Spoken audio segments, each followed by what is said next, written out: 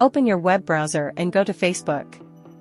Enter your login credentials to access your personal Facebook account. From the drop-down menu, select Create Page to start creating your Facebook business page. Select a page name.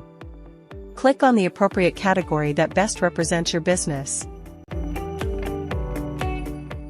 Fill in the required information about your business, such as the website, email, address, and contact details. Click Next. Add a profile picture and cover photo that represent your business. Add an action button. Once you connect your WhatsApp account, you can add buttons for your page audience to message you on WhatsApp.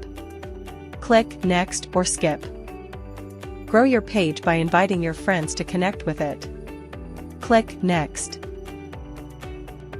Turn on these features to help make the most of your page. You can change them anytime in settings. Click Done.